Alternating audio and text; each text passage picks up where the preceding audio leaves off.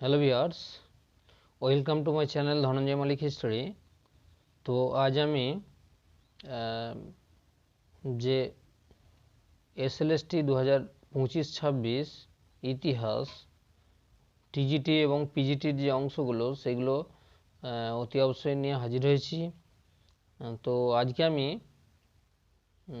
মুঘল সাম্রাজ্যের অর্থাৎ মুঘল সম্রাট বাবরের সময়কালের যা যে ঘটনা ঘটেছিল সে সম্পর্কে আমি অতি অবশ্যই এখানেতে উপস্থাপন করছি। তো আশা করি তোমরা ভালো লাগবে, দেখতে থাকো কেমন। তো যাই হোক, আজকের প্রথম প্রশ্ন, বাবরের পুরো নাম কি? উত্তর জহিরুদ্দিন মোহাম্মদ বাবর। বাবরের পুরো নাম জহিরুদ্দিন মোহাম্মদ বাবর। পরে প্রশ্ন, বাবর কথার অর্থ কি? উত্তর বাবর কথার অর্থ শের বা বাঘ। পরে প্রশ্ন, বাবরের জন্ম কবে হয়েছিল? উত্তর 1483 খ্রিস্টাব্দে বাবরের জন্ম হয়েছিল। পরে প্রশ্ন, বাবরের জন্মস্থান কোথায় ছিল? উত্তর পারস্যের ফারঘানা প্রদেশ। পরে প্রশ্ন, বাবরের পিতার নাম কি? উত্তর বাবরের পিতার নাম হচ্ছে ওমর শেখ মির্জা। পরে প্রশ্ন, বাবরের পিতার পরিচয় কি? উত্তর বাবরের পিতা চাগথাই তুর্কি বীর তৈমুরের পঞ্চম বংশধর ছিলেন বাবরের পিতা, অর্থাৎ ওমর শেখ মির্জা। তারপরে বাবরের মাতার নাম কি? বাবরের মাতার নাম হচ্ছে কতলুগ নেগার খানম। পরে প্রশ্ন, বাবরের মায়ের পরিচয় কি? বাবরের মায়ের পরিচয় হলো মোগল বংশীয় বিখ্যাত বীর চেঙ্গিস খানের বংশধরের কন্যা, অর্থাৎ বাবরের রক্তে একদিকে যেমন ছিল চাগতাই তুর্কি, অপরদিকে ছিল মঙ্গল চেঙ্গিস খানের রক্ত আর কি। পরে প্রশ্ন, বাবরের বংশ পরিচয় কি? বাবরের বংশ পরিচয় কি না, বাবরের বংশ পরিচয় হচ্ছে চাগতাই তুর্কি বংশ। পরে বাবর কবে কাবুল অধিকার করেছিলেন? বাবর কাবুল অধিকার করেছিলেন 1504 খ্রিস্টাব্দে। তো প্রসঙ্গত একটু বলে রাখি, বাবরকে তার রাজ্যহারা করতে বাধ্য করেছিল তার নিজ কাকা। সেই জন্য তিনি ফারগানা প্রদেশ থেকে তথা মধ্য এশিয়া থেকে পশ্চিম দিকে আর যাননি। তিনি পূর্ব দিকে আস্তে আস্তে প্রথমে আফগানিস্তান, তারপরে পাকিস্তান, তারপরে ভারত, এই রকম করে পূর্ব দিকে তিনি অগ্রসর নীতি গ্রহণ করেছিলেন কেমন। তারপরে বাবর কবে কাবুল অধিকার করেন? 1504 খ্রিস্টাব্দে। তারপরে বাবরকে কে কবে দিল্লি আক্রমণের আমন্ত্রণ জানিয়েছিলেন? উত্তর বাবরকে দিল্লি আক্রমণের আমন্ত্রণ জানিয়েছিলেন 1524 খ্রিস্টাব্দে দৌলত খাঁ লোদি। পরের প্রশ্ন, বাবরের দিল্লি দখলের প্রাক্কালে দিল্লির সুলতান কে ছিলেন? বাবর যখন দিল্লি আক্রমণ করবেন তখন তার পূর্ব অবস্থাতে দিল্লির সুলতান ছিলেন সুলতানি শাসক ইব্রাহিম লোদি। তিনি ছিলেন দৌলত খাঁ লোদির ভাইপো, অর্থাৎ দৌলত খাঁর সঙ্গে ইব্রাহিম লোদির একটা অতি অবশ্যই সুমধুর সম্পর্ক ছিল এবং রক্তের সম্পর্ক।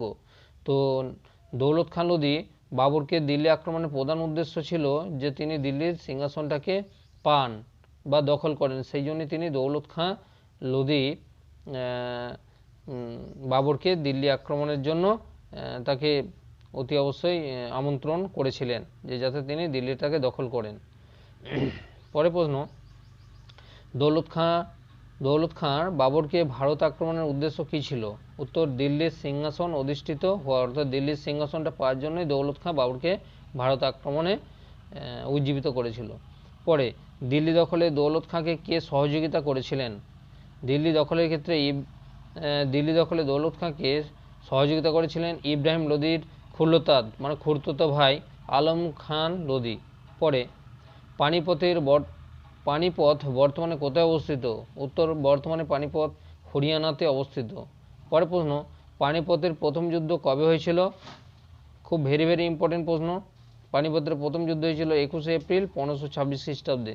আমি যখন হাই স্কুলে চাকরি পাই সেই সময় এই প্রশ্নটা গুরুত্বপূর্ণ ছিল যে পানিপথের প্রথম যুদ্ধে বাবর যখন ভারত আক্রমণ করেছিলেন তখন তাকে কে সহযোগিতা করেছিল? আমার উত্তরটা ছিল দৌলত খাঁ লোদি, মানে আমন্ত্রণ জানিয়েছিলেন দৌলত খাঁ। সেই জন্য এই প্রসঙ্গে আমি বলে দিই যে আমার সময় এই প্রশ্নটা পড়েছিল যে দৌলত খাঁ লোদি। তো পানিপথের প্রথম যুদ্ধ হয়েছিল 21 এপ্রিল 1526। পরের প্রশ্ন, পানিপথের যুদ্ধে বাবরের সৈন্য সংখ্যা কত ছিল? পানিপথের প্রথম যুদ্ধে বাবরের সৈন্য সংখ্যা ছিল 12,000 সৈন্য এবং একটি গোলন্দাজ বাহিনী। তারা গোলা বারুদ নিয়ে রেডি ছিল। পরের প্রশ্ন, বাবরের যুদ্ধের দুটি কৌশলের নাম করো। একটা ছিল তুলঘোমা, অপর একটি ছিল রুমি কৌশল। তুলঘোমা কি ছিল না, তুলঘোমা হচ্ছে একটা কৃত্রিম প্রাচীর তৈরি করা, অর্থাৎ শত্রুপক্ষ যখন আসবে কৃত্রিম প্রাচীর তৈরি করা। সেটা কি ঘোড়ার গাড়ি বা উটের গাড়ি বা তাদের খাদ্য বস্ত্র যে সমস্ত গাড়িগুলো ছিল সেগুলোকে সামনে রেখে একটি কৃত্রিম প্রাচীর তুলে ধরাতে হচ্ছে তুলঘোমা। আর রুমি কৌশল কি না, রুমি কৌশল হচ্ছে শত্রুপক্ষ যখন আসবে তাদেরকে মানে দ্রুত ক্ষিপ্র সৈন্যবাহিনী নিয়ে, অর্থাৎ অশ্বারোহী সৈন্য নিয়ে তাদেরকে কি বলবো ছিন্ন ভিন্ন করে দেওয়া বা তাদেরকে বিক্ষিপ্তভাবে ভীতির সৃষ্টি করে তাদের ভয় দেখানো। এই হচ্ছে তুলঘোমা এবং রুমি কৌশল, বাবরের সৃষ্টি করা দুটি যুদ্ধ কৌশল। তো পরের প্রশ্ন, পানিপথের যুদ্ধে কোন রাজপুত রাজা নিরপেক্ষ ছিলেন? খুব গুরুত্বপূর্ণ প্রশ্ন।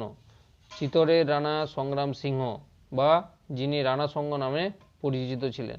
তো এই প্রসঙ্গে বলে রাখি, পানিপথের প্রথম যুদ্ধে শুধুমাত্র চিতোরের রানা সংগ্রাম সিংহ তিনি লক্ষ্য করছিলেন যে যদি পূর্ববর্তী যে সমস্ত বিদেশি জাতিরা আক্রমণ করেছিলেন তারা আক্রমণের পর ভারতবর্ষে লুণ্ঠন করে নিয়ে তারা আবার ফিরে গেছেন, তো তিনি সেই তথ্যটা লক্ষ্য করছিলেন যে যদি বাবর এসে যুদ্ধ জয় করে দিল্লি এবং তার পার্শ্ববর্তী অঞ্চল আক্রমণ এবং লুণ্ঠন করে নিয়ে পালিয়ে যায়, সেই জায়গাটাতে তিনি সরাসরি দিল্লি দখল করে দিল্লির মসনদ বসবে, এইটা ছিল তার মানসিকতা। সেই জন্য তিনি প্রথম পানিপথের যুদ্ধেতে নিরপেক্ষভাবে ছিলেন, অর্থাৎ তিনি যুদ্ধে না অংশগ্রহণ করে যাতে বাবর পালিয়ে যাওয়ার পর তিনি দিল্লির সিংহাসন দখল করবেন, এইরকম একটা তার মনো ইচ্ছা ছিল।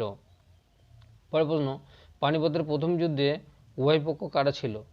উত্তর, বাবর এবং ইব্রাহিম লোদি। কেমন? পরের প্রশ্ন, খানুয়ার যুদ্ধ কবে হয়েছিল? খানুয়ার যুদ্ধ ছিল 1527 খ্রিস্টাব্দে। তো বলে রাখি, বাবর যে পানিপথের প্রথম যুদ্ধে ইব্রাহিম লোদি পরাজিত এবং নিহত হওয়ার পর অতি অবশ্যই দিল্লি দখল করলেও তিনি কিন্তু দিল্লিতে থাকেননি, তার রাজধানী ছিল অবশ্যই লাহোর, এবং লাহোরকে কেন্দ্র করে তিনি তার কার্যক্ষমতা পরিচালনা করতে থাকেন। খানোয়ার যুদ্ধ হয়েছিল 1527 খ্রিস্টাব্দে। তাহলে খানোয়ার যুদ্ধ কবে হয়েছিল? 1527 খ্রিস্টাব্দে। খানোয়ার যুদ্ধে কাদের মধ্যে হয়েছিল? উত্তর, বাবরের সাথে চিতোরের রানা সংগ্রাম সিংহের মধ্যে খানোয়ার যুদ্ধ হয়েছিল 1527 খ্রিস্টাব্দে। এবং এই খানোয়ার যুদ্ধে খানোয়ার যুদ্ধে পরাজিত হয়েছিলেন রানা সংগ্রাম সিংহ। পরে প্রশ্ন, চান্দেরের যুদ্ধ কবে হয়েছিল? চান্দেরের যুদ্ধ হয়েছিল 1528 খ্রিস্টাব্দে। এবং এই চান্দেরের যুদ্ধ কাদের মধ্যে হয়েছিল? চান্দেরের যুদ্ধ হয়েছিল মালবের রাজা মেদিনী রাও ও বাবরের মধ্যে এই যুদ্ধ হয়েছিল। চান্দেরের যুদ্ধ তাহলে মালবের রাজা মেদিনী রাও ও বাবরের মধ্যে হয়েছিল, এবং এই যুদ্ধে অতি অবশ্যই মেদিনী রাও পরাজিত হয়েছিলেন। পরের প্রশ্ন, গোগড়া বা ঘরঘরার যুদ্ধ কবে হয়েছিল? উত্তর, 1529 খ্রিস্টাব্দে গোগড়া বা ঘরঘরার যুদ্ধ হয়েছিল। ঘরঘরা বা গোগড়ার যুদ্ধে কাদের মধ্যে হয়েছিল? না, মৃত ইব্রাহিম লোদির ভ্রাতা মাহমুদ লোদি এবং বাবরের মধ্যে হয়েছিল। পরের প্রশ্ন, ঘরঘরার যুদ্ধে বাংলার কোন সুলতান মাহমুদ লোদিকে সাপোর্ট করেছিলেন? খুব গুরুত্বপূর্ণ এই প্রশ্নটা। তো ঘরঘরার যুদ্ধে মাহমুদ লোদিকে সাপোর্ট করেছিলেন সুলতান নসরত শাহ, যিনি ছিলেন বাংলার সুলতান। পরের প্রশ্ন, বাবরের আক্রমণ থেকে বাংলার কোন সুলতান রেহাই পান? উত্তর হচ্ছে নসরত শাহ। কারণ বাবর যখন অতি অবশ্যই পূর্ব দিকে আরও অগ্রসর হতে থাকেন এবং তখন তিনি লক্ষ্য করেন যে নসরত শাহ তাকে কিছু ভেট এবং টাকা পয়সা দিয়ে, সোনাদানা দিয়ে তার একটা দূত প্রেরণ করেছিলেন। তাই বাবর দেখলেন যেহেতু আমার অনুগত, সেই জন্য এই নসরত শাহকে তিনি আর আক্রমণ করেননি। পরের প্রশ্ন, বাবর ভারতে মোট কত বছর বিজয় উপভোগ করেছিলেন? মাত্র 4 বছর তিনি ভারতে বিজয় উপভোগ করেছিলেন। পরের প্রশ্ন, বাবরের কবে মৃত্যু হয়েছিল? 1530 খ্রিস্টাব্দে 26শে জানুয়ারি বাবরের মৃত্যু হয়েছিল। পরে বাবর কত বছর বেঁচে ছিলেন? বাবর মাত্র 47 বছর বেঁচে ছিলেন। পরের প্রশ্ন, বাবরের সমাধি কোথায় অবস্থিত? উত্তর, কাবুলে বাবরবাগ বা কাবুলে যে লাহোর, সেখানেতে বাবর বার্গ বলে একটা জায়গা ছিল, সেখানে তার সমাধি আছে। পরে বাবরের আত্মজীবনীর নাম কি? বাবরের আত্মজীবনীর নাম হচ্ছে তুজুকি বাবরি। কেমন? তুজুকি বাবরি। পরের প্রশ্ন, বাবরের আত্মজীবনী কোন ভাষায় লেখা ছিল? উত্তর, তুর্কি ভাষায় লেখা। তো যে আত্মজীবনীটা ছিল তুজুকি বাবরি, সেখানেতে এই গ্রন্থ থেকে আমরা তখনকার দিনে ভৌগোলিক অবস্থা, সামাজিক রীতিনীতি, খাদ্যাভ্যাস, আবহাওয়া, জলবায়ু এবং প্রকৃতি সম্পর্কে আমরা তথ্য পেয়ে থাকি এই তুজুকি বাবরি নামক গ্রন্থ থেকে। পরে শেরশাহ কি বাবরের সেনাবাহিনীতে অংশগ্রহণ করেছিলেন? উত্তর, হ্যাঁ। কারণ যখন সাসারামের জাগিরদার সেখানকার যে বাবরের পিতা ছিলেন একজন জাগিরদার, তো সেখান থেকে বাবার মৃত্যুর পর শেরশাহ অতি অবশ্যই সেখানকার জাগিরদারের অধীন ছিলেন একজন সৈনিক হয়ে, কিন্তু পরবর্তী পর্যায়ে তার ভালো লাগেনি, তাই তিনি দিল্লি গিয়েছিলেন এবং সেখানেতে বাবরের সেনাবাহিনীতে যোগদান করেছিলেন। সেখানে বাবর থাকার সময়ে বাবর যে সেনাবাহিনী, সেখানেতে আফগানরা থাকার জন্য শেরশাহর সঙ্গে অনেক রকম সমস্যার সৃষ্টি করে, তাই তিনি আবার পুনরায় বাবরের সেনাবাহিনী থেকে নিজে পালিয়ে আসেন এবং এসে শেরশাহ নিজে অতি অবশ্যই যে বিহার, সেই বিহারের পুনরায় সাসারাম অঞ্চলে নিজের কর্তৃত্ব প্রতিষ্ঠা করেন। তো যাই হোক, আশা করি তোমাদের ভালো লেগেছে। আমি এইরকম তথ্যগুলো অতি অবশ্যই বিভিন্ন বই ঘেঁটে এবং নিজের জ্ঞান থেকে তৈরি করে তোমাদের দিচ্ছি। আশা করি তোমাদের খুব ভালো লাগছে এবং লাগবে, কারণ সামনে পরীক্ষার জন্য খুবই উপযোগী। এর পরের দিন আমি শিবাজির অংশটা নিয়ে অতি অবশ্যই হাজির হব। তো কিছু কিছু পার্ট এইভাবে আমি তোমাদের সামনে তুলে ধরব। তো যদি ভালো লাগে অতি অবশ্যই তোমরা লাইক এবং বন্ধুদের মধ্যে শেয়ার করবে। আজ এই পর্যন্তই।